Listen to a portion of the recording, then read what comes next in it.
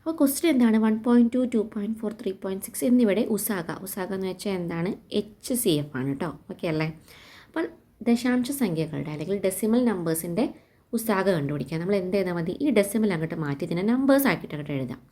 1.2 12 ആണ്, 2.4 24 ആണ്, 3.6 36 ആണ്. എന്നിട്ട് ഇതിനെ നമ്മൾ പ്രൈം നമ്പേഴ്സ് യൂസ് ചെയ്തിട്ട് അഭാജ്യ സംഖ്യകൾ യൂസ് ചെയ്തിട്ട് ഫാക്ടറൈസ് ചെയ്യാം. അപ്പോൾ ഇതെല്ലാം ഈവൻ നമ്പേഴ്സാണ്, നമുക്ക് 2 വെച്ചിട്ട് ഫാക്ടറൈസ് ചെയ്യാൻ പറ്റും. 12ൽ 2 6 ആണ്, 24ൽ 12 ആണ്, 36ൽ 18 ആണ്.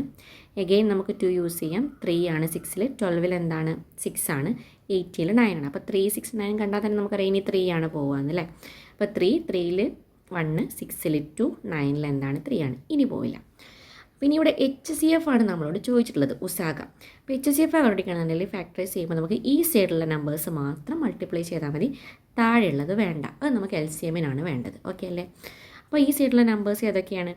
2 × 2 × 3 ആണെന്ന് വെച്ചാൽ 4 × 3 ദാറ്റ്സ് ഈക്വൽ ടു 12 ആണ്. അപ്പോൾ ഇത്രയാണ് ഈ 12, 24, 36ൻ്റെ എന്ത് വരുന്നത്.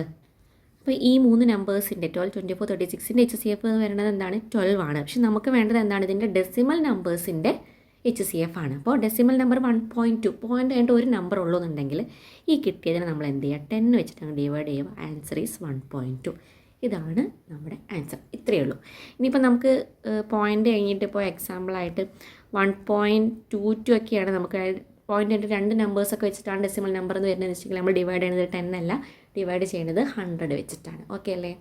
അപ്പോൾ ഇത്രയുള്ള HCF കണ്ടുപിടിക്കാൻ. ഇതുപോലെ തന്നെയാണ് LCMും.